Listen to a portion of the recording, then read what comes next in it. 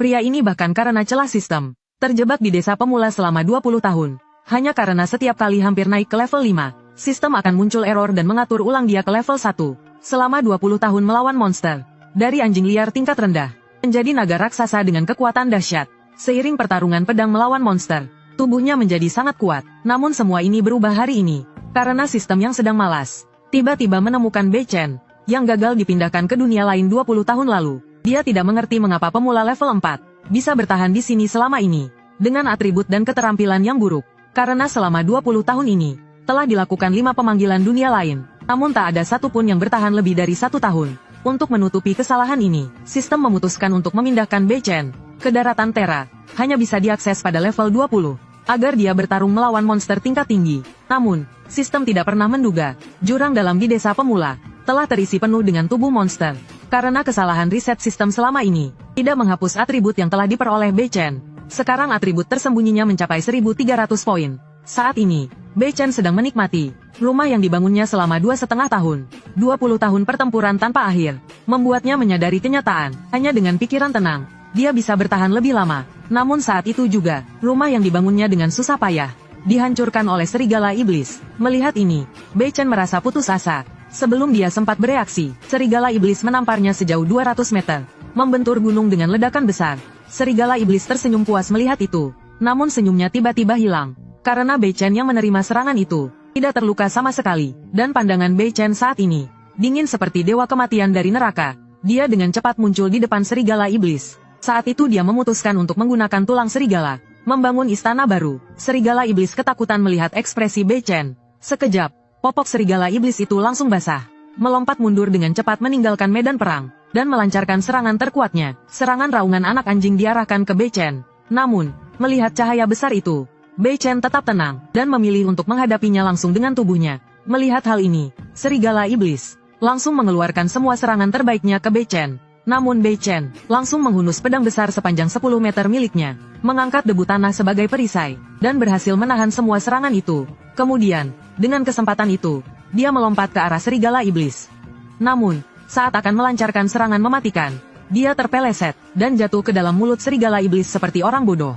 Tapi saat itu juga, dia melakukan split, langsung menghancurkan gigi depan serigala itu, lalu melancarkan jurus yang telah dilatihnya, sebanyak hampir 10 miliar kali, 3 jurus sekaligus, tebas vertikal, horizontal, dan tusukan. Dalam sekejap, serigala iblis terbelah menjadi 2,5 bagian. Saat Bei Chen menghela napas bahwa dia bertahan 1 hari lagi, tiba-tiba, sebuah portal besar muncul di langit, disertai petir yang menyambar. Bei Chen dipindahkan ke sebuah daratan baru. Di tempat pendaratannya, ternyata ada naga purba yang sedang tertidur.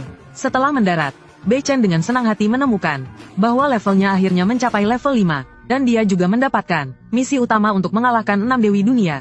Hadiah dari menyelesaikan misi ini adalah dia bisa kembali ke bumi dengan kekuatannya saat ini. Namun, sebelum dia sempat merasa senang, seekor naga besar muncul di hadapannya, dan menuduh Bei Chen sebagai iblis dari dunia lain.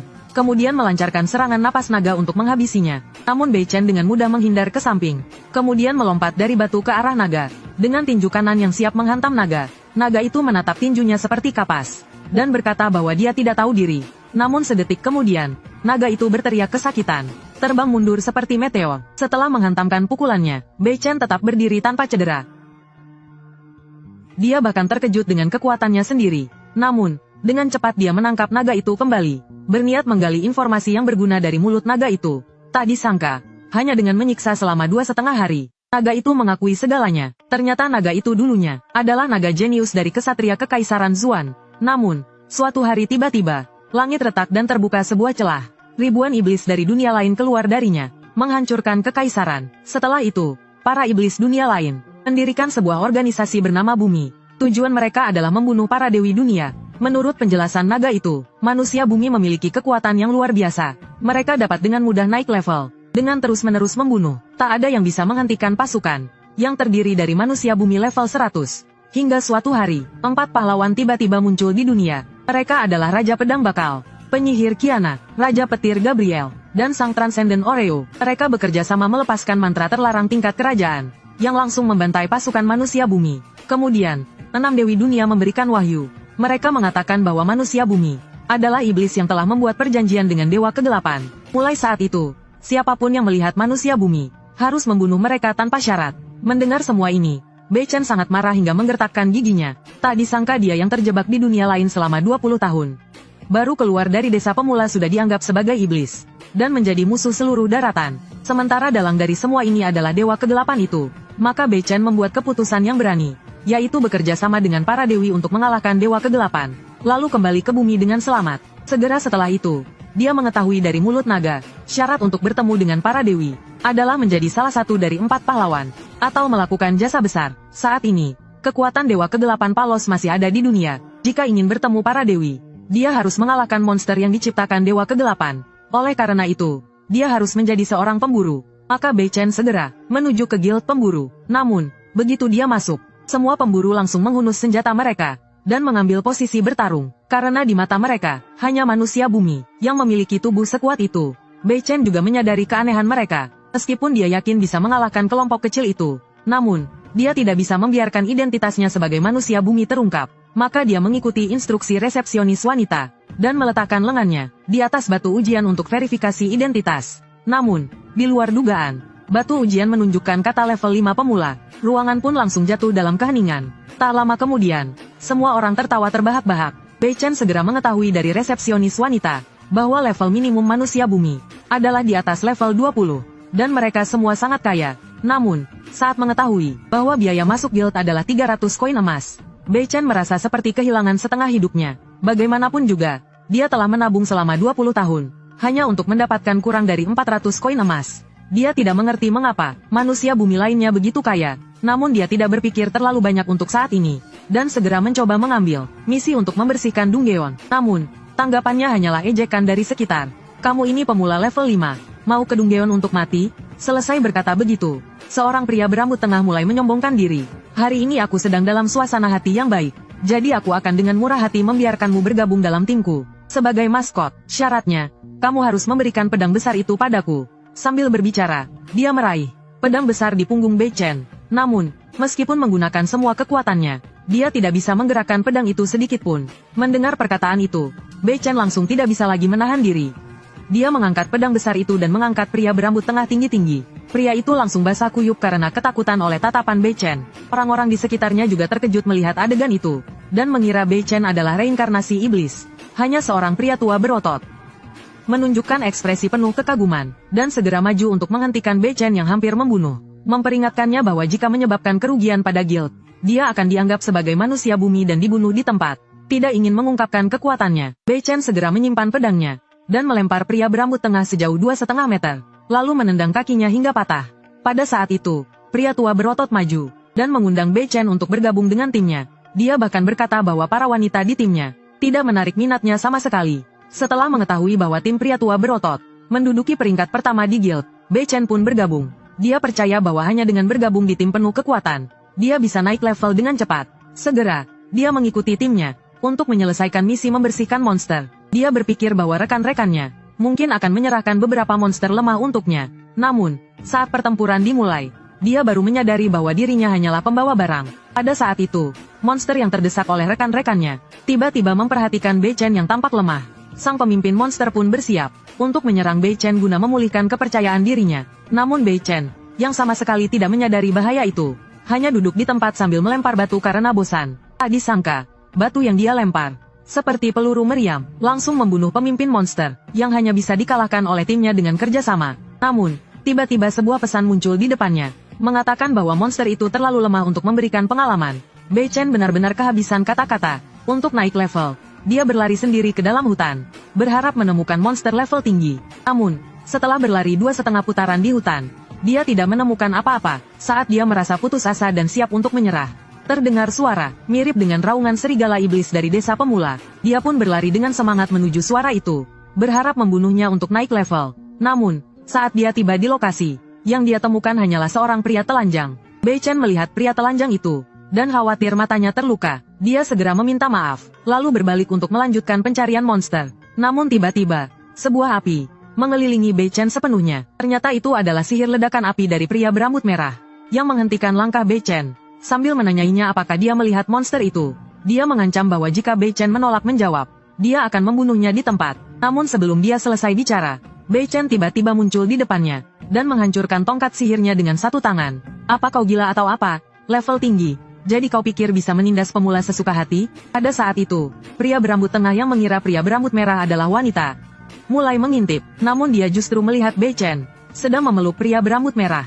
Dengan marah, dia menghunuskan dua pedangnya dan menyerang dengan penuh kekuatan. Dasar pemula level 5 terkutuk. Berani-beraninya kau melecehkan anggota wanita tim kami. Bersiaplah untuk mati. Sambil berkata begitu, dia menyerbu Bei Chen. Tidak ingin memperbesar masalah, Bei Chen menunduk dan meminta maaf kepada pria berambut tengah. Namun, saat dia menunduk, ujung gagang pedangnya mengenai titik vital pria itu. Terdengar suara retakan seperti telur pecah yang bergema di seluruh hutan. Pria berambut tengah itu bukan hanya kehilangan kakinya, tapi juga semuanya, dan akhirnya berubah menjadi seorang wanita. Untuk menghindari masalah di masa depan, Bei Chen meninggalkan tim dan pergi mencari Dunggeon sendirian. Namun, saat dia keluar dari guild, dia bertemu dengan monster level 31, Tambis, yang sedang mencari makan. Sistem memperingatkan bahwa tubuhnya dilapisi armor dan kebal terhadap serangan fisik seperti pedang. Namun, Bei Chen tidak percaya dan mencoba menyerang. Dia mengayunkan pedang besar ke Tambis. Namun monster itu, seperti tahu, terbelah menjadi dua setengah. Monster itu langsung ketakutan dan berusaha melarikan diri. Dunia luar ternyata begitu mengerikan. Monster itu berlari sekuat tenaga untuk kembali ke Dunggeon. Namun Bei Chen, seperti hantu, mengikuti di belakangnya, sambil bertanya kemana mereka akan pergi. Para monster kecil, setelah melihat Bei Chen, langsung menggali lubang di tanah dan bersembunyi di dalamnya. Bei Chen melihat lingkaran cahaya di tanah, tertegun selama 2 detik setengah. Ternyata itu adalah portal menuju Dunggeon bawah tanah. Dengan penuh semangat, dia melompat masuk. Dia mengira akan menemukan monster kuat di dalam Dunggeon. Namun, setelah berkeliling 2,5 kali, yang dia temui hanyalah monster kecil yang bisa dibunuh dengan satu tebasan. Saat dia kecewa dan bersiap untuk pergi, dia tiba-tiba menemukan gelang berkilauan emas. Ternyata itu adalah relik suci inti yang menopang Dunggeon. Namun, dengan cepat, Bei Chen menyadari sesuatu yang tidak beres. Biasanya, di dekat relik suci, akan ada seorang penguasa sebagai penjaga. Yang tidak Bei Chen duga, adalah bahwa penguasa itu telah dia bunuh di jalan. Mengiranya sebagai monster kecil. Akhirnya, Bei Chen hanya bisa mengambil relik suci itu dan mencoba efeknya. Menurut deskripsi sistem, relik itu seharusnya bisa memancarkan laser. Namun, tidak peduli gerakan apa yang dia lakukan, relik itu tidak memberikan respons apapun. Lalu, sebuah pesan muncul, menunjukkan bahwa levelnya tidak cukup tinggi untuk menggunakannya. Melihat hal ini, Bei Chen dengan kecewa melepaskan relik itu. Dia hanya bisa menjualnya sebagai barang bekas. Namun, saat itu seluruh Dunggeon tiba-tiba berguncang dengan hebat. Kemudian di depan Bei Chen, muncul sebuah jalan rahasia. Melihat itu, Bei Chen sangat bersemangat. Dia berpikir bahwa penguasa Dunggeon pasti ada di bawah sana. Dan dengan penuh semangat, dia berlari ke dalamnya. Namun, saat tiba, dia menemukan aula itu kosong. Hanya ada inti magis untuk menutup Dunggeon berdiri di sana. Namun, saat Bei Chen mengulurkan tangan untuk menyentuh inti magis itu, tiba-tiba beberapa tentakel muncul dari kekosongan dan mengikatnya. Saat dia menatap ke atas, dia melihat seekor monster menatapnya. Melihat bahwa monster itu memiliki level 45, senyum Bei Chen melebar. Akhirnya, dia merasa ada harapan untuk naik level. Namun, suara yang familiar tiba-tiba terdengar di telinga Bei Chen. Saat dia melihat ke arah suara itu, dia terkejut hingga terpaku. Ternyata itu adalah si gadis rambut tengah yang mengejarnya untuk membalas dendam bagi adiknya. Namun saat dia melihat pemimpin Dunggeon bermata iblis di atas kepala Bei Chen, dia salah mengira Bei Chen adalah manifestasi dari ketakutannya. Bagaimanapun juga, seorang pemula level 5 tidak mungkin berada di Dunggeon tingkat tinggi. Mendengar ini, Bei Chen menyeringai licik. Dia sebenarnya tidak tahu harus menjelaskan apa. Jika si gadis rambut tengah berpikir dia adalah ilusi, maka dia akan berpura-pura sesuai dengan itu. Namun, yang tidak Bei Chen duga adalah, setelah pengalaman pahit sebelumnya, gadis rambut tengah sekarang menyerang dari bawah ke atas.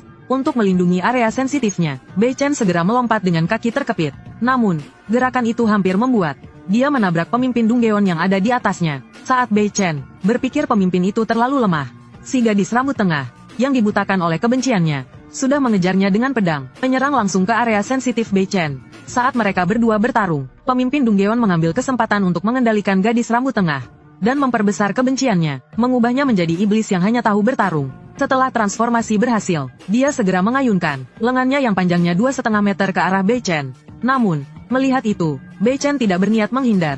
Dia langsung menghunus pedang besarnya ke tanah. Dengan satu tebasan, dia memotong Dunggeon bersama dengan pemimpin Dunggeon menjadi dua bagian. Pemimpin Dunggeon bermata iblis menatap Bei Chen dalam ketidakpercayaan. Dia tidak bisa memahami bagaimana pemula level 5 Hanya dengan kekuatan pedangnya, bisa menyebabkan kerusakan sebesar ini. Untuk bertahan hidup, dia meninggalkan tubuhnya, dan bersiap untuk melapor ke atasan. Namun, begitu dia keluar dari tubuhnya, dia langsung dihancurkan oleh Bei Chen seperti lalat. Tepat pada saat itu, di depan Bei Chen, sesuatu muncul.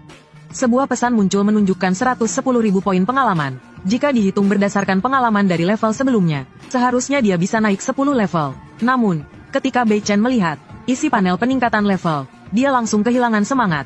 Karena sistem menunjukkan bahwa pengalaman untuk naik ke level 6, mencapai 50 miliar poin. Artinya, dia akan membutuhkan ratusan tahun untuk naik level. Tanpa pilihan lain, Bei Chen keluar dari Dongyeon dan memutuskan untuk menjual relik suci. Namun, pada saat itu seorang pria berbaju hitam mulai mengawasi Bei Chen. Pria itu adalah seorang inkuisitor yang tugasnya memburu manusia bumi. Dalam sekejap, pria itu muncul di depan Bei Chen. Melihat ekspresi Bei Chen yang tampak terguncang, dia langsung curiga Bei Chen adalah manusia bumi. Pria itu segera mengeluarkan batu ujian dan menggenggam tangan kanan Bei Chen. Namun, detik berikutnya dia terkejut. Kok bisa levelmu cuma 5? Selama 2,5 tahun bertugas, dia belum pernah salah menilai seseorang. Di sisi lain, Bei Chen pun berkeringat dingin. Ternyata menjadi level rendah juga ada untungnya. Kalau identitasnya sebagai manusia bumi terungkap, dia akan menjadi musuh semua orang. Namun, tepat ketika Inquisitor beralih untuk pergi, pemilik toko tiba-tiba mengeluarkan relik suci dari Dongyeon. Sialnya, relik itu secara tidak sengaja jatuh ke kaki Inquisitor. Pria itu secara refleks membungkuk untuk mengambil relik, lalu menatap Bei Chen dengan tatapan dingin. Bagaimana seorang pemula level 5 bisa memiliki relik suci? Aku harap kau punya penjelasan yang masuk akal. Mengetahui bahwa identitasnya hampir terungkap, Bei Chen memutuskan untuk menyerang. Saat Inquisitor lengah, namun, pada saat itu, sebuah sosok familiar tiba-tiba muncul di depannya. Ternyata itu adalah Ackerman si rambut merah yang sebelumnya dia temui. Ackerman kemudian mengeluarkan sebuah token dan menyerahkannya kepada Inquisitor sambil menjelaskan tentang relik suci milik Bei Chen. Dia mengatakan bahwa relik itu ditugaskan untuk dijual. Melihat Ackerman sedang membantunya, Bei Chen dengan kooperatif memanggil Ackerman tuan beberapa kali. Setelah memverifikasi bahwa Ackerman adalah keturunan dari klan pemburu naga, Inquisitor menyatakan bahwa semua ini hanyalah kesalahpahaman, lalu membiarkan keduanya pergi. Namun, belum berjalan beberapa langkah, mereka kembali dipanggil oleh Inquisitor. Tolong beritahu saya kemampuan relik itu. Namun jawaban yang diberikan keduanya benar-benar bertentangan. Setelah mendengar jawaban itu, Inquisitor segera menyadari dirinya ditipu. Dia langsung melepaskan sangkar angin dan menjebak Bei Chen serta Ackerman. Bei Chen mengetahui bahwa tujuan sebenarnya dari Inquisitor adalah mencari orang yang menutup Dongyeon. Dia pun maju dan bersiap untuk mengaku. Namun sebelum dia sempat bicara, sebuah tawa aneh terdengar dari kejauhan. Ternyata itu adalah si gadis rambut tengah yang dengan bangga memamerkan keberhasilannya menutup Dongyeon. Namun dia malah berakhir di depan laras senjata Inquisitor dan langsung ditangkap untuk dihukum berat. Melihat ini, Bei Chen dan Ackerman tercengang. Meskipun Bei Chen tahu kebenarannya, dia tidak sebodoh itu untuk mengungkap semuanya. Setelah kejadian ini, Bei Chen menyadari bahwa identitasnya sebagai manusia bumi akan terungkap cepat atau lambat. Dia pun berpamitan dengan Ackerman dan memulai perjalanan untuk naik level sendirian. Namun, takdir tetap mempertemukan mereka kembali. 2,5 bulan kemudian, Bei Chen dan Ackerman bertemu lagi di negeri asing. Kali ini, Ackerman bersikeras mengajak Bei Chen bergabung dengan timnya karena merasa berutang budi sebelumnya. Bei Chen pun terpaksa menerima. Saat itu, Bei Chen menggunakan sistem untuk melihat level asli Ackerman. Ternyata bukan level 25 seperti yang dia klaim, melainkan level 37. Bei Chen langsung menyadari bahwa Ackerman pasti memiliki rencana lain dan bukan sekadar mencari pembawa barang. Di sepanjang perjalanan, mereka terus-menerus menyingkirkan monster. Namun saat itu, mereka menemukan sebuah desa aneh. Sebuah desa aneh tiba-tiba muncul di depan mereka. Saat mereka mendekati desa itu, cahaya merah menyala dari rumah-rumah di kedua sisi. Lalu beberapa bola api meluncur ke arah mereka. Ackerman segera melindungi Bei Chen, mengangkat tongkat sihirnya untuk menyerap sihir bola api yang dilepaskan oleh monster-monster itu. Saat itu, Ackerman tersenyum lebar. Berani-beraninya pamer sihir api di depanku. Seorang penyihir api, kelihatannya monster yang bersembunyi di rumah-rumah. Tidak cukup pintar. Saat sebagian besar bola api telah diserap oleh Ackerman, seekor serigala iblis tiba-tiba keluar dari rumah dengan tombak di tangan, menyerbu ke arah Ackerman. Namun jelas Ackerman telah bersiap sebelumnya. Dia langsung melempar tongkat sihirnya ke arah serigala iblis itu. Sebelum serigala itu sempat bereaksi, tongkat sihir itu meledak. Sekejap saja, seluruh desa ditelan oleh api. Setelah api padam, Bei Chen dan Ackerman menemukan sebuah tubuh aneh di tengah desa. Tubuh itu masih beku meskipun telah terkena suhu 2000 derajat. Saat mereka masih kebingungan, Bei Chen tiba-tiba menyadari sumur tua di belakangnya. memancarkan cahaya biru. Saat Bei Chen membuka penutup sumur, Ackerman langsung terkejut dengan apa yang dia lihat. Karena di dalam sumur itu ada sebuah portal tingkat tinggi level 60. Namun monster serigala itu jelas tidak memiliki kemampuan untuk membuat portal seperti itu. Artinya, di desa ini, ada monster lain yang lebih kuat dan berbahaya. Untuk menghindari hal-hal yang tidak diinginkan, mereka memutuskan untuk segera pergi. Namun saat itu, seluruh desa tiba-tiba diselimuti es dan salju. Kemudian suara tawa aneh terdengar dari belakang mereka. Hanya mendengar suara itu saja membuat jiwa mereka gemetar. Segera, seorang lik pria dengan rantai emas besar muncul di depan mereka. Ini adalah monster dengan level tertinggi yang pernah ditemui Bei Chen sejak keluar dari desa pemula. Seorang raja lik level 72. Makhluk ini adalah penyihir yang secara sukarela menjadi makhluk andit melalui sihir hitam. Memiliki kemampuan untuk kebal terhadap semua serangan fisik. Perbedaan level yang sangat besar ini membuat Ackerman langsung kehilangan keinginan untuk melawan. Dia langsung menciptakan sihir bola api dan menembakkannya ke arah Lik. Namun Lik dengan santai mengibaskan tangannya dan menyerap semua sihir bola api itu. Yang tidak disangka adalah Ackerman ternyata menyembunyikan inti sihir di dalam bola api. Tanpa persiapan, tubuh Lik langsung tertembus. Ackerman memanfaatkan momen ini untuk menarik tangan Bei Chen dan melarikan diri. Karena dia tahu ledakan dari inti sihir hanya dapat menahan Lik selama kurang dari 10 detik. Namun Bei Chen mulai merasakan darahnya mengalir deras dan mendidih. Apakah ini rasa takut? Tidak, itu lebih seperti kegembiraan. Tiba-tiba, sebuah dinding es setinggi 2,5 meter muncul dari tanah dan menghalangi jalan mereka. Dinding itu mulai menjulang lebih tinggi dengan kecepatan yang terlihat oleh mata telanjang, hingga akhirnya mengurung Bei Chen dan Ackerman. Kini mereka tidak punya jalan keluar. Jika mereka tetap di sini, mereka akan membeku sampai mati, seperti para pemburu yang telah terjebak sebelumnya. Selain itu, Ackerman menyadari bahwa semua energi magis di sekitar telah membeku, membuat sihir elemen apinya menjadi tidak berguna. Yang lebih buruk lagi, Lik kini telah mendekati mereka. Dengan menguasai sihir es dan api, Lik kembali menunjukkan kekuatannya yang luar biasa. Dengan mengangkat tangan kirinya, dia langsung melepaskan kekuatan es yang luar biasa, menembak ke arah Bei Chen dan Ackerman. Bei Chen, dengan tubuhnya yang kuat, masih bisa menahan. Namun Ackerman di belakangnya, tidak bisa bertahan lebih lama. Suhu yang sangat dingin, membuatnya sulit bernapas. Melihat ini, Bei Chen langsung bersiap untuk bertarung. Namun untuk menyembunyikan identitasnya, dia memutuskan untuk menunggu hingga Ackerman pingsan sebelum menyerang. Namun pada saat itu, dari belakang Bei Chen tiba-tiba terdengar suara permintaan maaf Ackerman. Maafkan aku terlalu egois. Setelah kata-kata itu selesai, Ackerman mengeluarkan sebuah inti sihir dan menusukkannya ke tubuhnya sendiri. Untuk mencegah suhu tubuhnya terus menurun, dia dengan tegas memilih untuk membakar energi magis dalam tubuhnya. Setelah itu, dia dengan cepat meluncur ke arah Lik sambil melempar beberapa inti sihir lagi, disertai dengan ledakan yang dahsyat. Suara raungan naga besar terdengar dari balik asap. Kemudian seekor naga api level 52 muncul di depan mata Bei Chen. Melihat pemandangan itu, Bei Chen tertegun selama 2,5 detik. Dia tidak menyangka pria tampan Ekman ternyata adalah anggota klan naga. Lik yang melihat itu tertawa hingga mulutnya terbuka lebar. Karena klan naga, seperti manusia bumi, memiliki kemampuan untuk mendapatkan XP dengan membunuh musuh. Jika dia bisa menangkap Ekman untuk dibedah dan diteliti, mungkin sesuatu itu bisa diciptakan lebih awal. Saat Lik sedang larut dalam fantasinya, serangan napas naga Ekman sudah meluncur ke arahnya. Lik yang terkena serangan itu, terbang terlempar seperti meteor. Meskipun api yang ditembakkan oleh Ekman dapat melelehkan es dan salju milik Lik, namun tidak bisa melukai Lik sedikit pun. Saat itu, beberapa tombak es tiba-tiba meluncur cepat ke arah Bei Chen. Bei Chen baru saja hendak menarik pedangnya untuk menangkis, tapi Ekman segera mengulurkan cakar naganya untuk menahan semuanya. Lalu, ia bahkan menggunakan tubuhnya untuk melindungi Bei Chen. Apa yang dilakukan Ekman itu, semua adalah untuk menepati janji yang pernah ia buat kepada Bei Chen. Aku pasti akan melindungimu. Namun, dengan serangan Lik yang terus datang bertubi-tubi, tubuh Ekman sudah dipenuhi tombak es seperti landak, dan kehilangan kemampuan untuk bergerak. Saat itu, Bei Chen memanggil nama Ekman dengan penuh tenaga. Tidak tahu sampai kapan Ekman bisa bertahan. Begitu tombak es yang menancap di tubuhnya mencair, luka-luka itu akan terus mengucurkan darah tanpa henti. Namun hingga saat ini, Ekman masih terus meminta maaf kepada Bei Chen.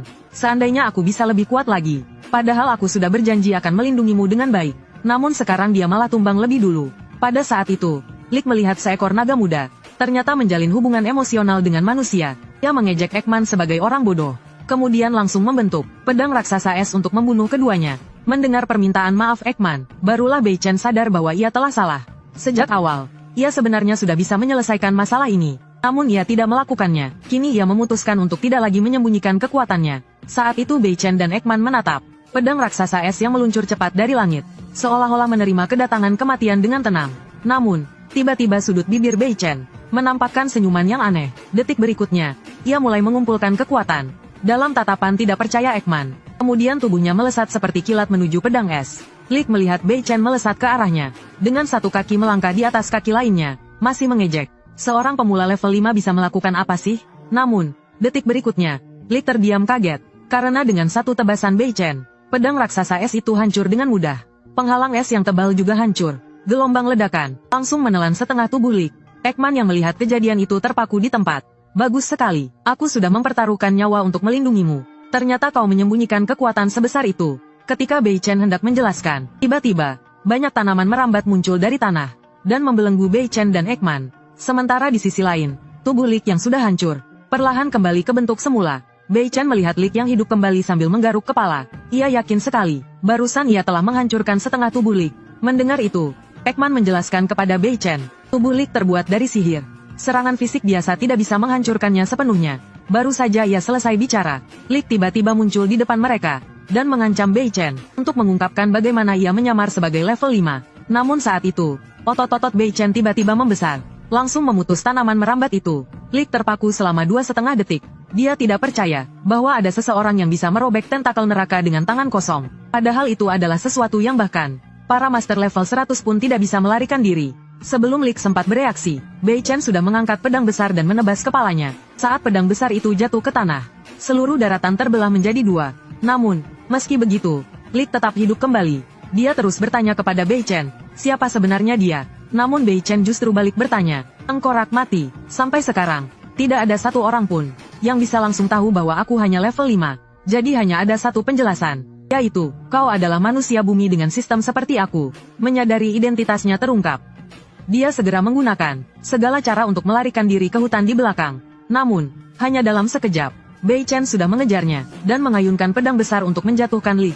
Setelah itu, Lik pun langsung mengalami pukulan brutal sepihak dari Bei Chen. Bei Chen sudah lama menahan amarah, karena orang jahat seperti mereka telah membuat orang-orang baik seperti dia menderita. Melihat dirinya terus-menerus dihancurkan dan tidak bisa melarikan diri, Lik memanggil seorang prajurit kristal es untuk mencoba perlawanan terakhir. Namun di hadapan kekuatan absolut, semua itu sia-sia belaka. Ketika Lik hancur sekali lagi, Ekman yang menyaksikan dari samping menyadari bahwa dalam tubuh Bei Chen ada kemarahan yang luar biasa. Maka dia berteriak kepada Bei Chen, meskipun Lik kebal terhadap serangan fisik, tapi jika kau memblokir aliran sihirnya dengan kemarahan, kau akan bisa mengalahkannya. Namun Bei Chen dengan canggung mengatakan bahwa, dengan level 5-nya saat ini, dia tidak bisa menggunakan teknik kemarahan. Mendengar itu, mata Lik langsung bersinar penuh ide.